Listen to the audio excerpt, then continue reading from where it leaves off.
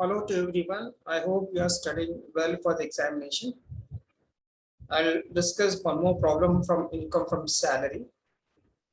The problem here it states that Mr. Nirmal Kumar is employed in BHEL Hyderabad, received the following emoluments for the previous year, that is 2021. Compute is taxable salary for the assessment year 21-22. So as given the first point, basic salary 50,000 per month. So basic salary 50,000 per month into 12, you will get 6 lakhs. The second, he has given DNS allowances in the brackets is given does not enter rupees 4,500 per month. And the second category, allowances, you have to write DA, you write 4,500 per month, multiply into 12, you will get 54,000. Next, he has given the next one, medical allowance 1,200 per month. So it comes to the allowance category, medical allowances 1,200 per month, multiplied into 12, 40,400. And he has given the fourth one, bonus equal to 2 months basic salary. The bonus comes under the first category, salary. So bonus equal to 2 months basic salary. Basic salary is 50,000 per month into 2, you'll get 1 lakh. So bonus you should write under the category of salary. He has given the fifth point, employer's contribution 15% of salary to provident fund. So the employer's contribution to provident fund comes under the first category, salary. Now the limit is 12%. The employer's contribution, not the employee contribution. If the employee contribution is given, you have to ignore it. He has given the employer's contribution or owner's contribution. Limit is mentioned in the act as 12%, but is contributed 15% of salary, extra 3%. Now to write in working notes. I'm going to write the working notes here. The employer's contribution to PF actually contributed 15%, but it is exempted up to 12%. What is salary in case of provident fund? Calculation of employer's contribution to provident fund. What is salary? You have to add up basic pay plus DA. DA when it enters into retirement benefit plus DNS pay and plus commission on turnover. These are the components of salary to calculate employer's contribution percentage on provident fund. Now, if you add up all these components, we'll get 6 lakhs because there is only basic salary. Will not take a bonus, will not take DA because DA is given in the problem does not form a part of salary, does not enter in the brackets is given does not enter. Does not enter means it does not enter into retirement benefits. So he has contributed 15%, the limit is 12%, salary is 6 lakhs. You have to calculate 15% of salary, 15% of 6 lakhs is 90,000. And how much is exempted up to 12%? 12% of 6 lakhs is 72,000. The difference is 18,000, it is taxable. So difference is called excess of 12% or 15% of salary. 18,000 is taxable under the first category, salaries. Employer's contribution to PF in excess of 12% of salary, 18,000 is taxable. How do you get 18,000? You have to calculate 15% of salary. Salary is 6 lakhs. 6 lakhs on 15%, you get 90,000. 12% of salary is 6 lakhs. 12% of 6 lakhs is 70,000. The difference is 18,000. And the 18,000 is the employers contributed extra amount, excess is taxable. Okay, so this is, you are writing the first category, salary. Employers contribution to PF, provident fund, in excess of 12% of salary is 18,000. So basically we are assuming it is an employees provident fund, not the statutory provident fund. So nothing is mentioned, means is a employees provident fund. Next is given in the problem.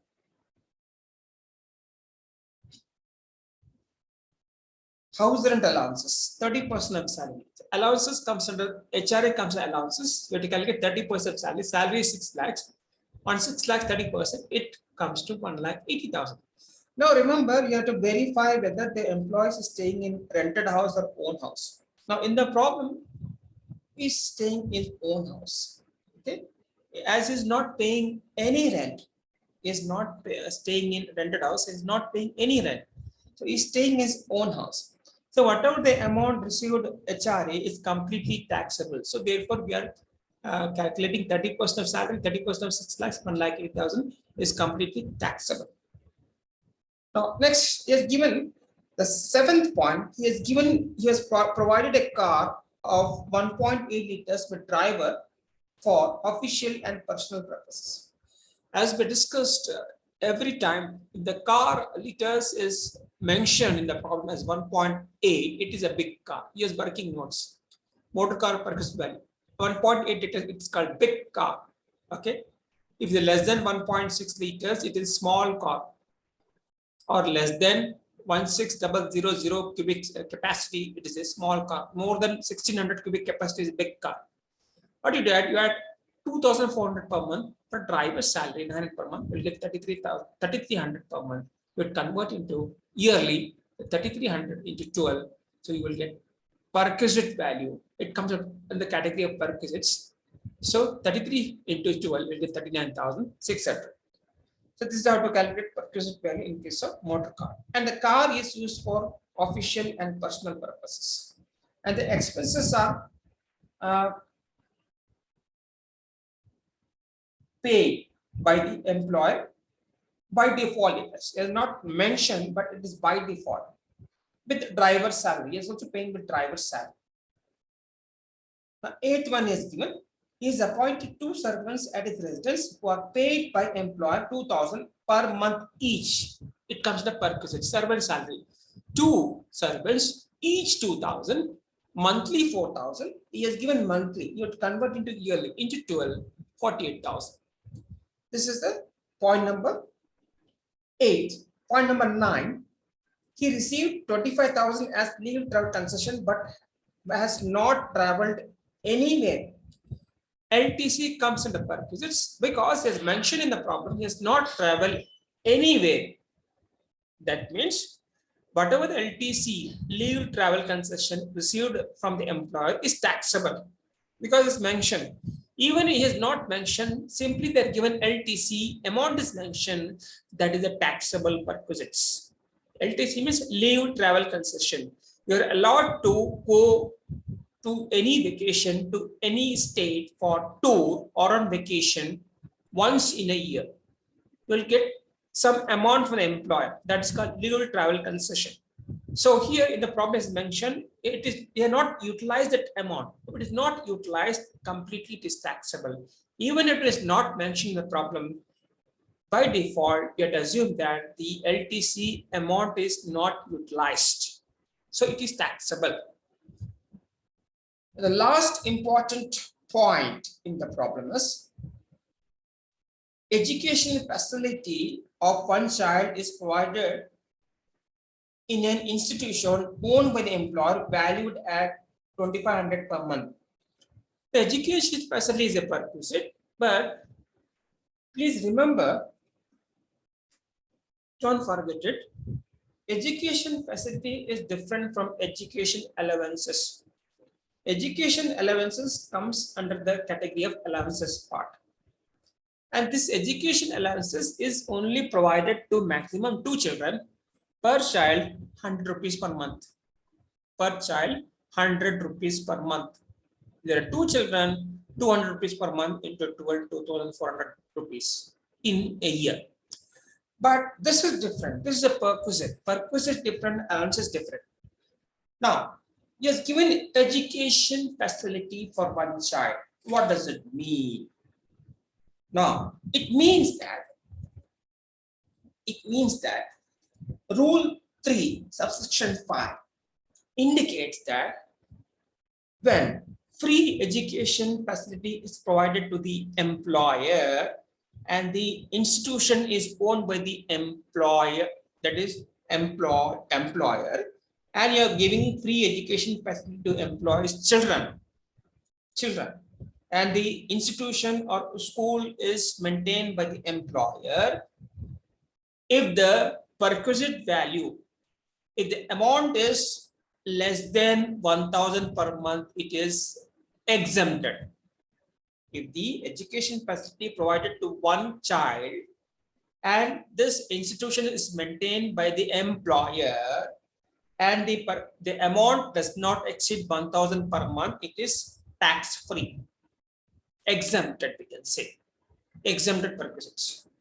But if the education value is more than 1,000, anything is more than the 1,000, the difference is taxable. The difference amount is taxable. What is the limit mentioned under this rule 3 subsection 5? Limit is 1,000 per month for one child. Now he has not mentioned, it is not clear to how many children we have to provide. We can give exemption to how many kids. It is not mentioned here. There is an ambiguous. Okay, whether we have to provide exemption to one kid or two kids, nothing is mentioned in this rule 3 subsection 5 under the perquisite category when free education facility is given to employees children. Nothing is mentioned whether this exemption is provided, the facility is provided to one children or two children or three children. It is silent. The rule is silent. Now in that case, the rule is silent. Even if they give you 3 children or 4 children, you can allow exemption. But what is the limit? 1,000 per month. Okay, above 1,000 it is taxable. Okay, this is point number 1. The second point, when the education facility is given to employee, it is not taxable. It is exempted perquisite. When this facility is provided to employee, it is exempted. But when the facility is provided to employee children, it is exempted till 1,000 rupees per month. Above 1,000 rupees, it is taxable. Okay. And suppose if the institution is private institution or it is not maintained by the employer, in that case, whatever amount you are receiving from the employer or whatever the employer pays your kids tuition fees or school fees or college fees, or the employer reimburses the college fees or tuition fees, and the institution is private institution not maintained by the employer. In that case, the complete perquisite amount is taxable. Okay, only when it is maintained by the employer, when the institution is owned by the employer, it is exempted to 1,000 per month per child. But in this problem, he has given 2,500 rupees per month, more than 1,000. The difference is 1,500 per month into 12. You will get 18,000 is a taxable perquisite value, right? Because the limit is mentioned 1,000 rupees per month per child, right? But in the problem, they have given 2,500 per month. And it is mentioned in the problem. It is mentioned in the problem that the institution is owned by the employer. It is specifically mentioned in the problem that the institution is owned by the employer. Suppose he has not mentioned, by default, and make a note in the examination stating that the institution is a private institution, hence whatever the education facility amount reimbursed by the employer is fully taxable, is a fully taxable perquisite. You have to write a note in the examination, okay, if nothing is mentioned. But in this problem, it is mentioned clearly, the institution is owned by the employer. So the exempted limit is 1,000 rupees per month per child. And he has not specified to how many children they are giving such exemption. Therefore, you can give n number of children, 2 children or 3 children, because it is silent. It is not clear in the rule.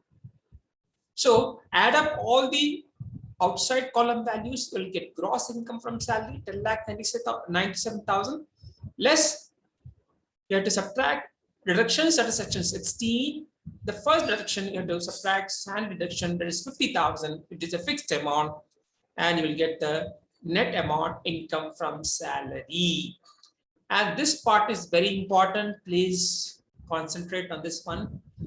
The first is the education facility. The education facility, you have to read the material which is provided to you when discussed in the class. Okay, you have to concentrate on this part. The HRA, because it is fully taxable, is not living in rented house. It is fully taxable because it's not living in rented house. And you have to find out the employer's contribution. The limit is mentioned up to 12%. Which contribution? Whose contribution? Employers, not the employee contribution. Employee contribution, you should ignore it. And you have to write in the working notes like calculation part. So you have to write in the working notes there. You have to find out what is salary to calculate the value of salary, to calculate provident fund contribution. Salary is 6 lakhs. He contributed 15%, more than 12%. Right? Or in this way, we can also do this. Suppose 15% is the contribution made by the employer, right? But what is the limit? 12%. So 15 minus 12, the remaining is 3%. The 3% you can calculate on 6 lakhs. The 3% you can calculate on 6 lakhs. That comes to 18,000. You can also do this second way also, second method also. So it's a 3%. 3% on 6 lakhs, you will get 18,000. This is the extra amount the employer has contributed, and the extra amount, excess amount, is taxable. You can calculate also in this way also. You can calculate in this way or in this way. Okay, 15 is the contribution he made, but what is the limit? 12%. What is the difference? 3%. 3% you have to calculate on salary. What is salary?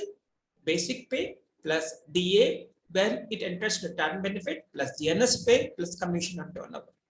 So you'll get 6 lakhs. On 6 lakhs, calculate 3%, you will get 18,000. So you can do it both the ways. So both are correct. Either you can do a difference, take the difference, or you can do directly on the salary 15%, 12%, and take the difference. So this is the way how to do the product examination. So you have to draw the format clearly.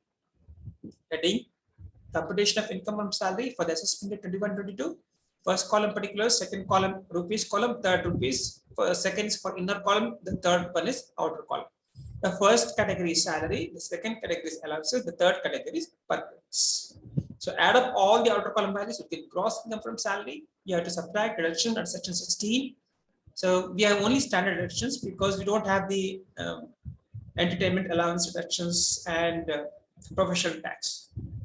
Entertainment allowance 16, section 16, subsection 2, and profession tax section 16, subsection 3. There are 3 different types of deductions, but in this problem we have only one deduction. That's called standard deduction. That is fixed amount 50,000. So I hope you will you will view the video, understand the concepts, and don't do any blunder in the examination. So have a nice day. So thanks a lot. So please keep in mind the points we discussed in the video. Right? Stop now.